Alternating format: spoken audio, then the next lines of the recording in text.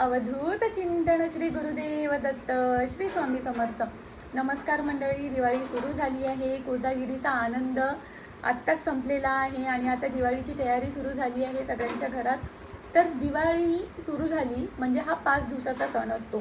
तर आपण 5 दिवस दिवाळी साजरी करत असतो. त्यात वसुबारस, धनत्रयोदशी, नरक चतुर्दशी, लक्ष्मीपूजन, बलिप्रतिपदा आणि भाऊबीज अशा या सगळ्या सणांचा समावेश असतो.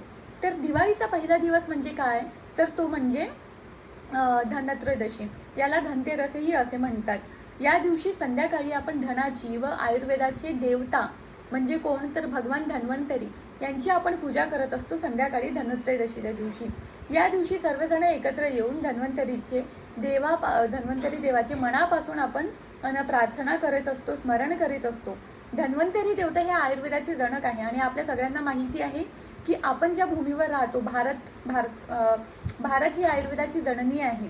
तर धन्वंतरी हे आयुर्वेदाचे जनक आहे. त्यामुळे हा दिवस अत्यंत महत्त्वाचा आहे. आता मी एक आयुर्वेदिक डॉक्टर आहे, त्यामुळे ह्या दिवसाचं माझ्यासाठी सुद्धा अनन्य कोटी असं महत्त्व आहे. तर या दिवशी आपण काय करतो, तर या दिवशी आपण भगवान धन्वंतरीची पूजा करत असतो. धनत्रयोदशीच्या दिवसाची आणखी एक ओळख म्हणून क्षीरसागराच्या मंथनातून 14 रत्न बाहेर पडली. तर त्यात चंद्राचा थोरला भाऊ म्हणून धन्वंतरी हे 5वे रत्न म्हणून बाहेर पडले.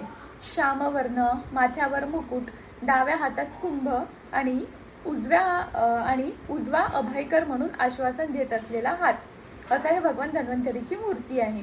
अतिशय रमणीय, अतिशय शांत अशी भगवान धन्वंतरीची मूर्ती आहे. आणि भगवान धन्वंतरी म्हणजे आयुर्वेदाचे जनक. आपण त्यांची पूजा या दिवशी करायची असते. तर या दिवशी पूजा कशी करायची असते, तर आपल्या सगळ्यांकडे भगवान धन्वंतरीचे फोटो असेल, नसेल तर घेऊन या. आणि सगळ्यांच्या घरी भगवान धन्वंतरीची फोटो किंवा मूर्ती असायलाच हवी.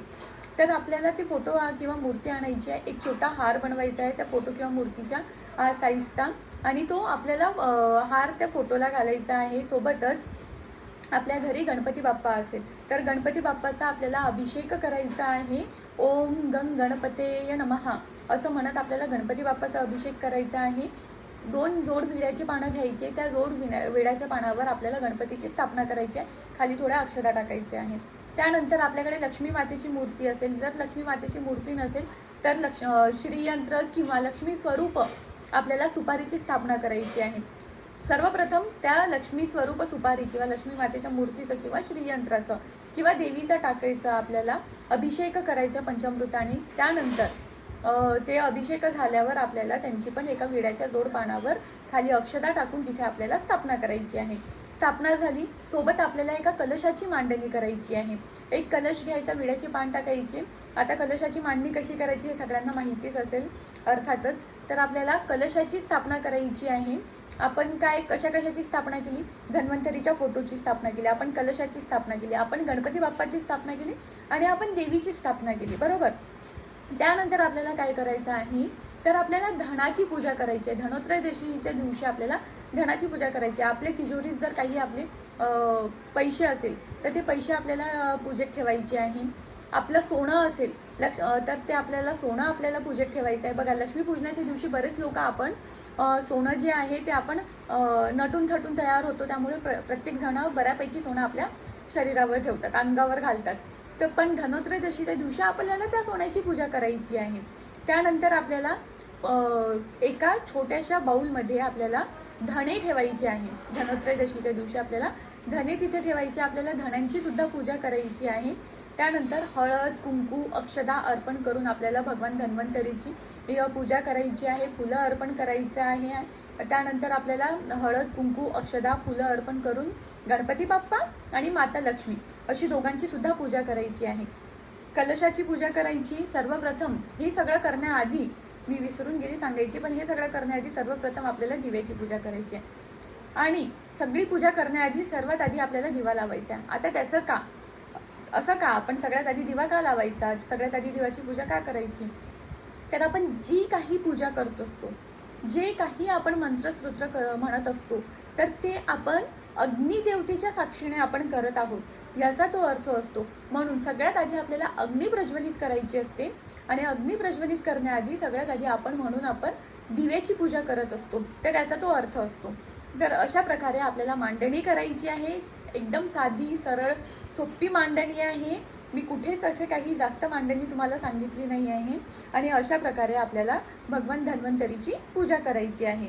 या दिवशी धन्वंतरी मंत्राचा आपल्याला 1 माळ जप करायचा आहे. धन्वंतरी मंत्र कुठला तर तो मी डिस्क्रिप्शन बॉक्समध्ये देऊन देईन, नाहीतर मग माझ्या इंस्टाग्राम चॅनलवर मी पोस्ट करेन. तर भगवान धन्वंतरी मंत्राचं 1 माळाची जप करायची आहे. आणि भगवान धन्वंतरीला आपल्याला हात जोडायचे आहे आणि त्यांना आपल्या घरातील सगळ्यांच्या सुखसमृद्धी आरोग्याचं त्यांना विनंती करायची आहे, मागणी करायची आहे. त्यांचा आशीर्वाद आपल्याला या दिवशी मागायचा आहे. आणि अशा प्रकारे आपल्याला साधी सरळ सोपी पूजा करायची आहे. लक्षात असू द्या, आपल्याला धनतेरसची पूजा संध्याकाळी करायची आहे. बरेच लोक काय करतात, धनतेरसची पूजा सकाळी करतात. पण धनतेरसची पूजा सकाळी न करता आपल्याला संध्याकाळी करायची आहे. त्यामुळे आपल्याला माता लक्ष्मी संध्याकाळी आपल्या घरात येण्याची वेळ असते आणि माता लक्ष्मीला प्रसन्न करण्याचा हा अतिशय उत्तम योग आहे. त्यामुळे आपल्याला संध्याकाळीच भगवान धन्वंतरीची, माता लक्ष्मीची, गणेशाची आपल्याला पूजा करायची आहे.